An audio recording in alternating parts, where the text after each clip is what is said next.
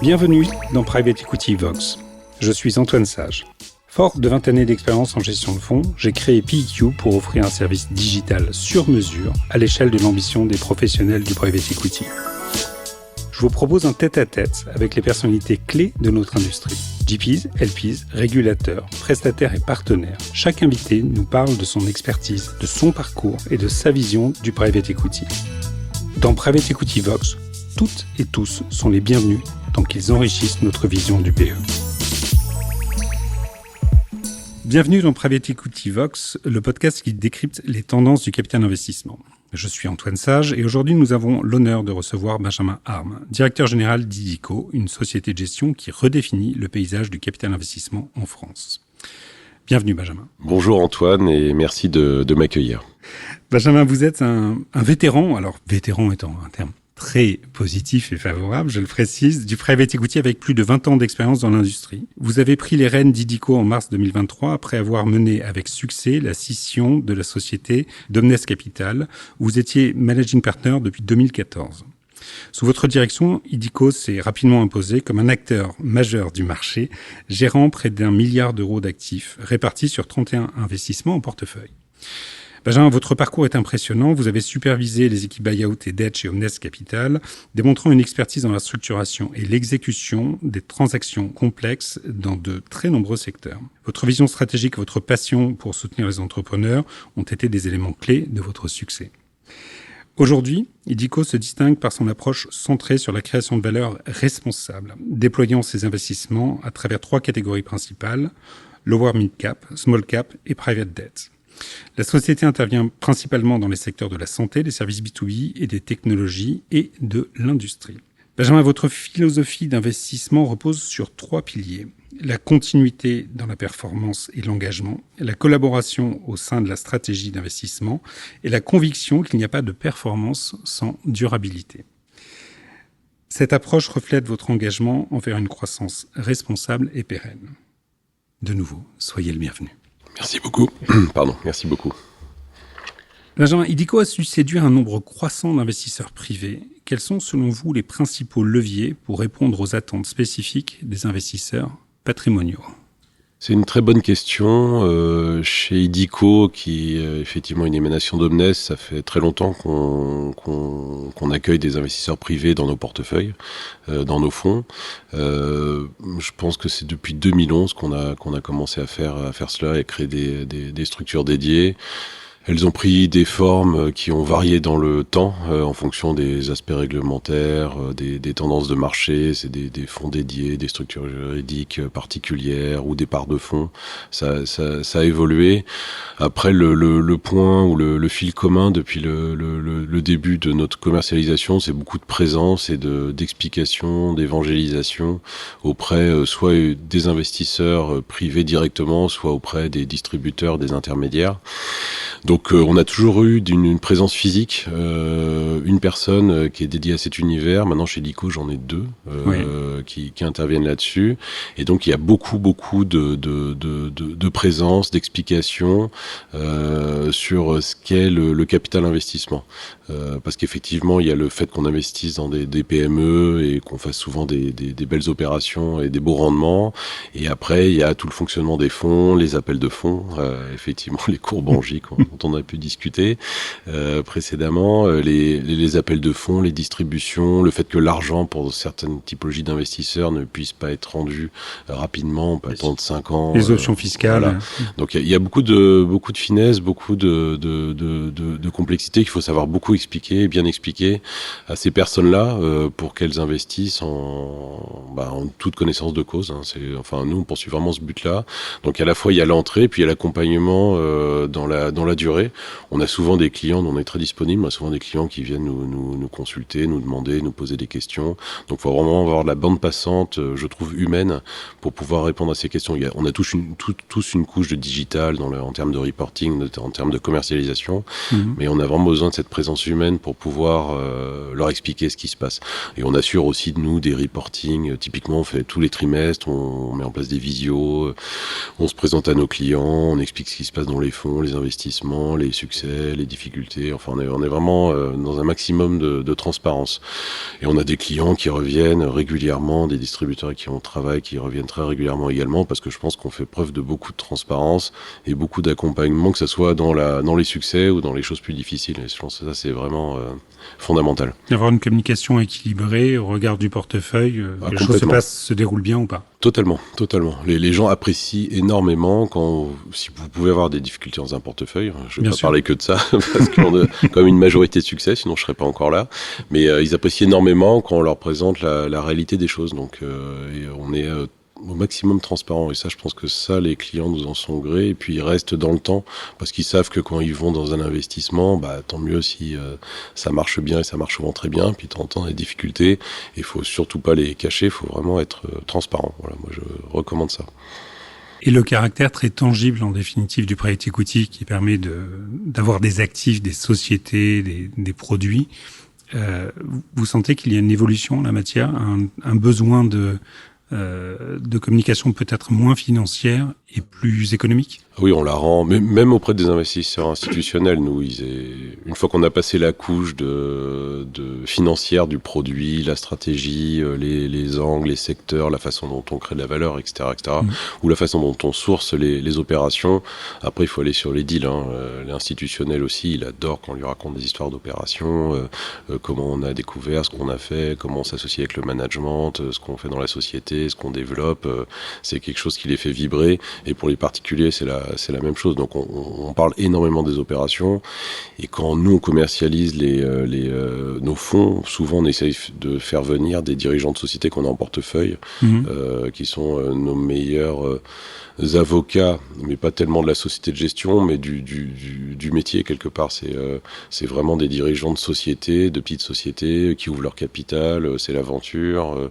On se développe, on structure. Enfin voilà, ils font passer un message que moi en tant que financier, certes entrepreneur, je suis loin de faire passer. Donc nous on fait vraiment, moi je maximise les interactions avec les dirigeants de société et ça, on fait aussi des réunions plénières avec nos clients. Et là vraiment, on insiste pour faire venir nos patrons de société parce que c'est eux qui donnent de la matière à toute cette finance. Même si c'est la plus concrète qu'on puisse trouver, ça rend encore plus concret les choses. Ça c'est très clair. Et comment réagissent justement ces patrons de structure quand ils sont en présence des investisseurs finaux du fonds avec lequel ils travaillent au quotidien? C'est variable. Il y en a qui sont à l'aise, d'autres moins à l'aise. donc moi, ça me gêne toujours un peu parce qu'on leur demande quelque chose en plus. On est déjà investisseurs à leur côté. Certes, on leur apporte de l'argent, mais ils ont énormément de travail et souvent des sociétés de pas très très grande taille dans lesquelles ils ont beaucoup de choses à faire. Oui. Et tout dépend énormément d'eux quand même. Et donc, je leur demande un peu un surcroît de présence à nos côtés. Il y en a qui sont pas très très fans de se marketer ou de raconter des histoires, des equity stories autour de leur société. Il y en a par contre qui aiment beaucoup et qui reviennent très régulièrement et qui sont excellents.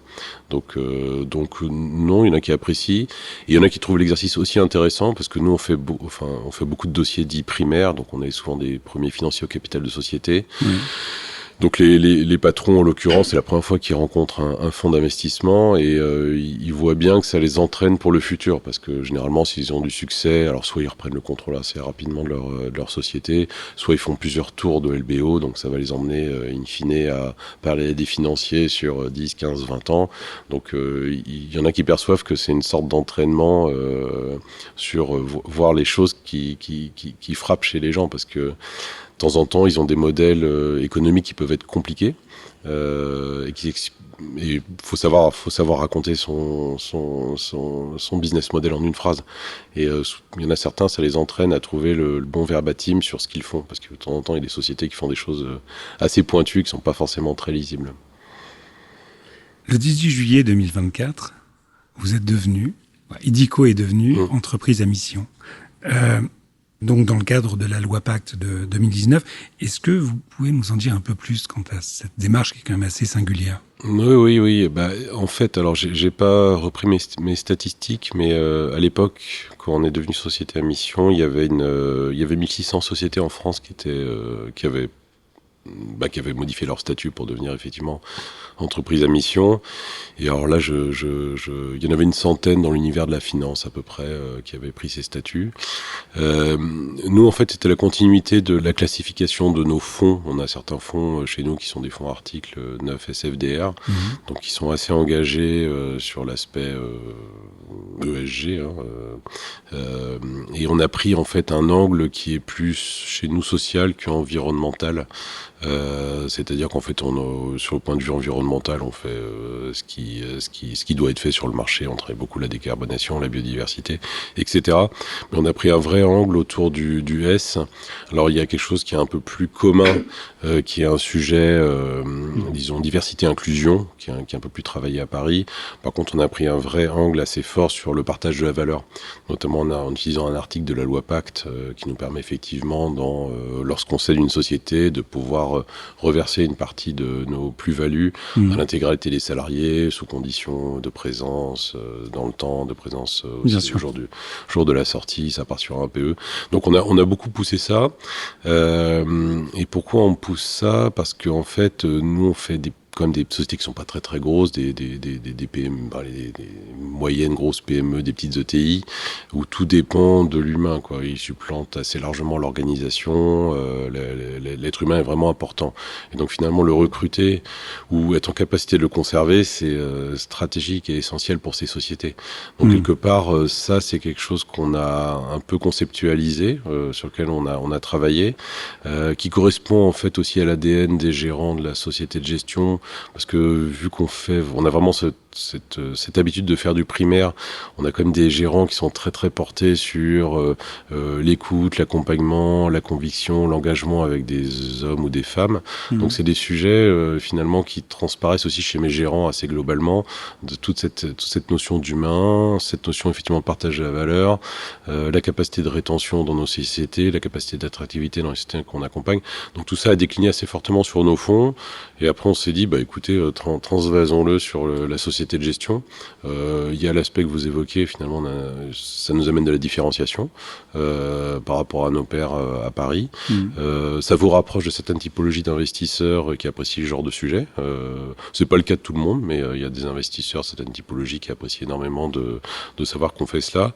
Et nous, ça nous oblige effectivement, on reste une société à but lucratif, bien entendu, et qui a vocation donc à gagner de l'argent, mais ça nous rajoute des objectifs effectivement qui tournent pas mal autour de la notion du S, qu'on doit respecter tous les ans au sein de la société de gestion. Donc il y a cet aspect de différenciation, cet aspect engagement global, en fait, que ça soit et qui correspond à ce que sont les salariés d'Idico dans les deals, dans la société. Et je pense, à la fin des fins aussi, ça doit plaire effectivement aux plus jeunes qui font partie de la société de gestion, parce qu'on se différencie de nos compétiteurs de ce point de vue-là. Et alors, comment intégrez-vous ces critères, et notamment les critères ESG, dans vos process d'investissement ? Comment cela se traduit ? Alors là, c'est beaucoup de travail. Finalement, maintenant, j'ai 2 personnes. Alors, en plus du fait que les gérants, qu'ils soient juniors ou seniors, doivent savoir comment traiter ces sujets-là, on a 2 personnes dans la société qui sont à temps plein sur ces questions-là de SFDR, enfin ESG, on va dire. Et nous, on fait appel à tout un panel de consultants externes sur les différentes thématiques qu'on travaille. Donc à l'entrée, effectivement, nous on doit s'assurer que la société respecte bien des critères assez spécifiques. Ça, c'est assez important. Et après, on a énormément de travaux d'audit à l'entrée sur ces différents critères qui nous permettent de valider. Ça va effectivement du carbone au social, à la biodiversité qui est aussi revue et analysée, présente dans les notes d'investissement qui passent en comité d'investissement. Donc toutes ces choses-là sont analysées. Il y a un plan de marche qui est défini pour chaque société. Il y a une revue qui se fait plusieurs fois par an avec le management. Et en fait, chaque année, sur différents critères qui sont remontés par du software et des conseils sur les différents KPI qui sont remontés, on est raté par une société tierce et on doit atteindre un certain niveau. Bon, c'est assez compliqué, mais atteindre un certain niveau de note tous les ans jusqu'à la sortie. Et en fait, on a des sociétés qui sont dites best in class. c'est rare, mais qui sont déjà à des niveaux exceptionnels. On doit les garder à ces niveaux exceptionnels. Et on a différentes catégories, et dans lesquelles celles qui sont le plus bas, mais moi je trouve que c'est largement les plus intéressantes à travailler, hein, si elles passent certains critères. Là, vous êtes supposé les amener à un certain niveau de notes à la sortie. Et si on y arrive, tant mieux. Et si on n'y arrive pas, y a le mécanisme assez classique aujourd'hui de parts de carré qui sont réallouées à des associations et qui sont pas dues à l'équipe parce que l'équipe n'a pas réussi à remplir ses objectifs en termes de qualité, d'amélioration de ces différents critères ESG. Très engageant. Oui, c'est engageant, c'est intéressant, ça demande beaucoup de travail. Beaucoup de travail. En termes d'orientation stratégique, je reviens sur le lower mid cap, le small cap et le private debt. Vous couvrez un très large spectre d'opportunités. Comment ces axes se complètent-ils pour pouvoir répondre aux besoins des PME françaises, et est-ce que ces catégories se combinent dans le temps ou de manière instantanée sur vos opérations? Alors, on ne se combine jamais. Ah, voilà. Mais alors, vraiment jamais, pour des raisons de conflit d'intérêts assez claires. On n'a pas les mêmes porteurs de parts sur les véhicules. Donc, faire travailler deux fonds, typiquement un fonds de dette junior avec un fonds d'equity chez nous qui présente des classes d'actifs différentes, dans certains cas de figure, on peut avoir des intérêts qui divergent entre stratégies, c'est ingérable. Structurellement. Structurellement ingérable, donc on ne le fait jamais, c'est banni dans nos règlements. Et on l'a jamais fait. Et donc après, moi je considère que je couvre un continuum d'instruments financiers sur un univers de la grosse PME, petite ETI, principalement française. Donc je suis capable d'adresser depuis l'unitranche, en passant par la MEDS sponsorisée, la MEDS sponsorless. On fait du flex equity, puis on fait de l'equity avec nos fonds equity. Donc on est capable d'adresser à peu près tous les cas de figure sur les verticales de marché qu'on travaille sur le marché français. Et avec de la souplesse, quoi. Notamment notre produit de dette junior, lui, il est capable de faire tout ce panel depuis l'unitranche jusqu'au flex equity. Donc on est capable d'être très souple pour accompagner des PME et ETI. Et nous, globalement, on est quand même beaucoup, je le disais, sur le primaire. Donc on est sur des opérations relativement peu leveragé, relativement peu pricé, parce que c'est vraiment du primaire, c'est quand même un peu moins compétitif, parce que les process sont très longs, il y a beaucoup d'échanges, ça prend du temps, et moins cher, donc moins de dettes. Généralement, c'est des actifs pas forcément connus des financeurs, donc ils sont pas non plus enclins à mettre beaucoup de dettes. On est avec des patrons de primaire qui aiment pas la dette. Enfin bon, voilà. Donc du coup, on se retrouve avec des dossiers assez peu leveragés. Et puis nous, on fait quand même beaucoup de transfo, beaucoup de croissance externe. Donc on a quand même besoin que les cash flows libres soient vraiment libres. Donc il faut les libérer. Et donc voilà, c'est notre typologie d'opération. Donc là-dessus, moi, je couvre, à part la dette senior que je travaille pas, mais que je trouve qu'il y a des mécaniques, qu'il y a des façons de faire qui sont un peu différentes de l'ADN d'Idico. Le reste, moi, c'est un univers que j'apprécie, sur lequel on est à l'aise et qu'on va continuer à travailler. Le point, c'est d'être souple sur et de pouvoir bien travailler au maximum tout cet univers. Je voulais qu'on parle de digitalisation. Il semblerait que ce soit un levier incontournable pour la croissance des PME. Vous avez très récemment investi dans Loré, une société de SaaS spécialisée dans la digitalisation des processus fiscaux et immobiliers. Pourquoi ce type de solution numérique est-il stratégique pour Idico ? Alors là, si on parle à l'investissement, ce sont des deals performants. C'est des dossiers qu'on a vu arriver, je dirais, avant le Covid, enfin il y a 5-10 ans, enfin plutôt 10 ans que 5 ans. Je sais pas si c'est des sociétés très très récentes, donc je sais pas si c'est des scories, des histoires de la bulle internet, etc., des sociétés qui ont mis du temps à réémerger. Mais quoi qu'il en soit, dans notre deal flow, c'est devenu très présent, je dirais, il y a une petite dizaine d'années. Donc des modèles de soft assez malins, mais assez variés. On a fait pas mal de dossiers, dont Loré, et qui offre le modèle SaaS est un modèle assez extraordinaire pour les fonds en termes de récurrence, de cash flow. Et les dossiers dans lesquels on a investi sont révélés tous très performants. Donc c'est quelque chose sur lequel maintenant qu'on a acquis un peu de recul. On n'est pas encore de loin d'être les meilleurs de la classe, parce que bon, la valorisation en termes d'ARR, etc., c'est des choses qui sont un peu perturbantes intellectuellement pour nous. Mais les opérations dans lesquelles on a pu s'inscrire sont révélées toutes bonnes. Et Loré, qui est effectivement une société relativement récente dans le portefeuille, qui a un primaire, je tiens à le souligner, en région bordelaise, avec un couple d'entrepreneurs aux commandes qui sont très performants. Et cette société fonctionne très très très bien. Et effectivement, il y a très peu de churn, enfin pas de churn, hein, de la récurrence de revenus, de la rentabilité. C'est des engins assez magnifiques. Et après, sur votre question sur la digitalisation, effectivement, c'est des choses qu'on pousse dans les portefeuilles de nos participations, en essayant de les faire accompagner par des conseils. Souvent, nous, on utilise pas mal d'operating partners qu'on a tendance à faire entrer au bord des sociétés qui sont incentivés à la sortie des opérations. Ouais. Il y en a assez souvent qui quand même viennent d'un univers relativement digital, donc les solutions sont poussées là-dessus. Après, moi, je prétends pas du tout être un fonds transformant digitalement. Ça fait partie de nos... Ça fait partie des éléments de plan d'action. Exactement. Ça fait partie des éléments de plan d'action. On n'a pas d'expertise particulière là-dessus, même si c'est un sujet important. Et en tant qu'IDICO, justement, est-ce que cette digitalisation est utilisée pour optimiser à la fois la gestion de vos fonds et la relation investisseur, qui, encore une fois, est très particulière. On parle beaucoup de retail aujourd'hui, mais la réalité, c'est que vous le pratiquez depuis longtemps. Oui, complètement. C'est un bon sujet. Digitalisation, nous, on a beaucoup d'outils digitaux. Là-dessus, on est en réflexion parce que on a un outil de CRM X, on a un ERP Y, on a un outil de communication avec nos clients qui est encore un autre outil. Donc, on a plusieurs outils. Aujourd'hui, on n'a pas... ça fait partie des plans de recherche chez IDICO. On n'a pas encore d'outils totalement intégrés qui nous permettent de répondre à tout et qui fassent le rêve, qui s'occupe de tous ces aspects-là. Donc on a plusieurs outils et qui sont plus ou moins adaptés à une société de gestion de notre taille. Souvent, ces outils sont quand même pour des sociétés plus importantes, donc c'est relativement peu souple. Ça demande des développements qui sont assez onéreux. Donc on n'a pas encore trouvé les chaussures totalement à notre pied, même si ces outils fonctionnent, on va dire. Et après, sur l'aspect commercialisation, ça c'est un grand sujet.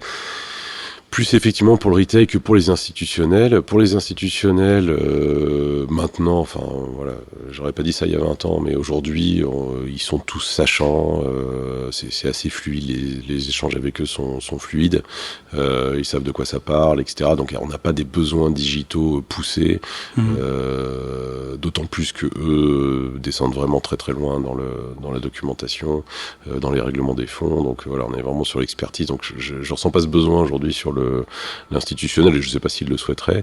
Par contre, sur le retail, ça c'est très clair, pour des raisons de commodité, parce que si vous faites vraiment du retail, FCPR, là vous avez des milliers de clients. Donc là, pour une structure comme la nôtre, il y a une question d'échelle qui fait que sans digital, c'est impossible. C'est ingérable. Ouais. Donc il y a cet aspect-là, et puis le souhait, effectivement, un cran plus loin maintenant par nos distributeurs, qui eux-mêmes voient monter, mais ça on a eu pas mal de discussions ces dernières années, voient eux-mêmes monter effectivement le nombre de souscriptions, parce qu'il y a de plus en plus d'appétit sur cette classe d'actifs, en nous disant, à notre niveau aussi, ça devient coûteux à gérer en fait, toutes ces souscriptions, donc digitaliser.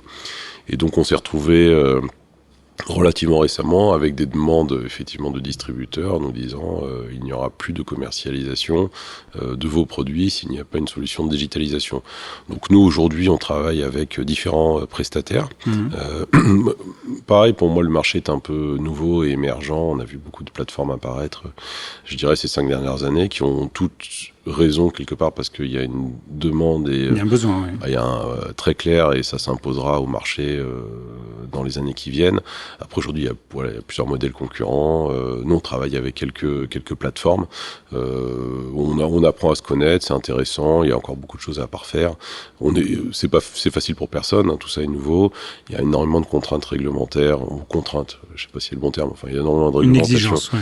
Exactement, d'exigences, mais qui sont bonnes pour les clients finaux, énormément d'exigences à accomplir, qui sont pas faciles à mettre en œuvre, tout le monde doit bien travailler sa compliance, et il y a plusieurs parcours digitaux, j'en connais pas mal, plusieurs parcours digitaux. Aujourd'hui, je sais pas qui l'emportera, mais en tout cas, c'est ça pour le marché du retail, c'est fondamental. Et le besoin, la demande, elle est là et elle restera. Donc, tous ceux qui sont engagés sur cette voie ont eu raison de le faire. Et nous, on est encore en train de travailler pour regarder comment faire au mieux, en fait. Donc, plus de 10 ans plus tard, ça continue à évoluer et en effet, il n'y a pas de modèle gagnant. Mais en tout cas, il y a une volonté très claire de créer ce pont entre des investisseurs qui étaient très peu sollicités, auxquels on ne proposait pas la classe d'actifs du private equity, qui aujourd'hui leur est proposé, et ça fonctionne. Ah, complètement. Moi, là aujourd'hui, effectivement, on a des plateformes intermédiaires qui in fine, s'engagent sur des considérations techniques que nous, on n'a pas in-house, et c'est très bien comme ça. C'est vrai qu'à horizon 10, 20 ans, moi je vois ce qui se passe aux États-Unis en termes de souscription. Vous êtes capable, alors j'ai oublié, il y a des intermédiaires, il y a des choses qui, ça devient de plus en plus direct. Ouais. Quelque part, vous rentrez de plus en plus. Ils ont beaucoup, moi je soupçonnais pas, ils ont beaucoup d'avance sur nous, sur les véhicules Evergreen, sur le retail, la formation. Ils ont des académies, les gros géants US font des académies directes en retail sur leurs clients et prospects. Nous on a encore du chemin à faire, et c'est vrai qu'à la fin des fins, un jour, je pense que les fonds, les gérants ont un accès assez direct avec les clients finaux et des clients qui sont du retail. Mais bon, pour en arriver à là, va falloir beaucoup de temps, beaucoup de techniques, trouver les bons process, beaucoup d'évangélisation et la réglementation. Mais à la fin des fins, je pense que tout sera quand même beaucoup plus direct dans quelques années, décennies, 5, je sais pas le calculer, mais ça. En tout cas, c'est devant. Ah, c'est sûr. C'est sur le chemin. Ah, c'est sûr. Justement, en ce qui concerne les fonds Evergreen, on entend de plus en plus ce débat émerger entre les fonds Evergreen et les fonds à closed-end, à durée déterminée. Il semblerait que ce soit un des éléments clés de l'évolution de marché. Quelle est votre position entre justement ces deux modèles ? On a toujours travaillé jusqu'à aujourd'hui des fonds effectivement à durée limitée. Ça c'est clair. Après, effectivement, dans l'imaginaire, l'Evergreen est associé à la liquidité. Il y a plus de liquidité pour le compte des clients, évidemment, puisque par nature ils sont evergreen, donc faut pouvoir sortir. Mais effectivement, ça répond à une demande. La liquidité, c'est une demande. Les institutionnels, encore une fois pour segmenter, c'est de gros pans. Ouais. Les institutionnels. Si on pouvait leur offrir ça en conservant les rendements du capital investissement, je pense qu'ils seraient enchantés. Même si ils comprennent que effectivement les fonds sont fermés, il y a une certaine liquidité. Mais leur apporter une solution intelligente, surtout par les temps qui courent, ça serait bien. Et après pour les particuliers, ça c'est la demande est plus forte encore, parce que très clairement, pour un particulier, se projeter sur 10 ans, à part les plus fortunés, c'est quelque chose d'assez complexe quand même intellectuellement. Donc effectivement, il y a toujours eu cette demande assez forte, et qui a fait émerger ces fonds Evergreen. Nous, on y répond, alors tout simplement parce qu'on est en train d'en créer un, donc voilà, ma réponse est là, je pense que c'est un certain avenir. Non, il y a une loi qui est pas, il y a une LTIF 2, la loi industrie verte, font que de toute façon, le schéma est fléché maintenant, il faut pouvoir sortir ce genre de véhicule. Donc nous historiquement, on a toujours créé des véhicules fermés, et pour chaque génération de fonds, on avait un véhicule, on avait différentes façons de faire, soit des parts, des feeders, des fonds dédiés, etc. Donc on a toujours eu tendance à faire ça. Là, on va rajouter en plus ce fonds Evergreen qui va être un fonds co-investisseur sur nos différentes stratégies. Et on va regarder comment ça prend. Ouais. Mais cette demande, elle est là. Et ça fait partie de la différenciation qu'on doit pouvoir apporter au marché aussi. Ce que je veux dire par là, c'est que pour différencier ces véhicules, vous pouvez aller sur la stratégie du fonds, ce qu'il fait précisément, etc. Vous pouvez aussi jouer sur l'ingénierie financière. Et là-dessus, je pense que le capital investissement a beaucoup de développement à faire encore, même si les choses sont intéressantes, se complexifient. Les NAV financing, les EBF, il y a quelques années, le NAV financing un peu plus aujourd'hui. Les fonds de continuation qui débarquent de plus en plus. Oui, qui est une autre thématique. Autre thématique, complexifie peut-être un peu le marché, mais apporte des réponses à des besoins de marché spécifiques, mais aussi c'est l'ingénierie financière qui se développe. Donc je pense que là-dessus aussi, j'y vois, je pense à certains à venir, et je pense qu'il y aura des fonds qui vont se différencier aussi sur la façon dont ils appellent les fonds ou de la façon dont ils rendent l'argent aux clients. Là-dessus, j'ai pas de réponse, c'est plus émergent, mais je pense que ça va être aussi un axe de travail assez fort de la profession, très clairement. En plus de ces besoins vraiment de liquidité des fonds evergreen. Ouais. Ce qui pose aussi la question de la valorisation, qui est un des sujets qui semble très très bien balisé, mais auquel on peut se heurter par moments.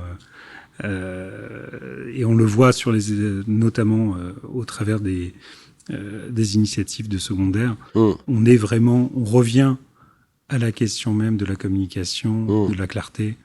Ah bah si on peut, on reboucle là-dessus sur l'introduction, c'est qu'effectivement sur la valorisation, nous on fait extrêmement attention à être le plus transparent qu'on puisse être, quoi. Et encore une fois, moi j'y vois pour faire ce métier depuis longtemps une vertu, hein, honnêtement, être transparent sur ses valeurs liquidatives, parce que quelque part, si vous avez un souci sur un portefeuille, vous le verrez à un moment donné, quoi.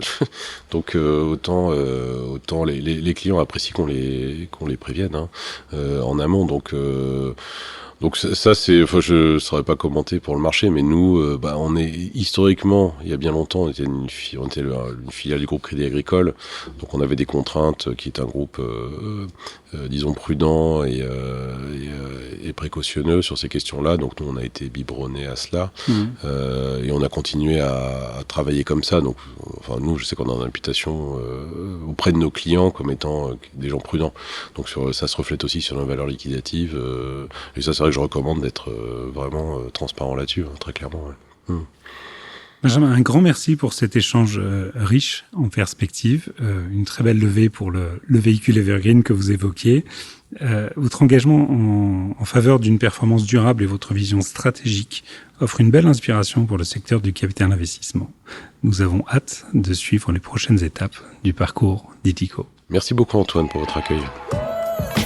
Merci d'avoir écouté Private Equity Vox. Si cet épisode vous a plu, n'hésitez pas à le partager sur vos réseaux, à vous abonner et à nous mettre un gentil commentaire. Je suis Antoine Sage et je vous donne rendez-vous au prochain épisode de Private Equity Vox pour un nouveau tête-à-tête avec un acteur clé du Private Equity.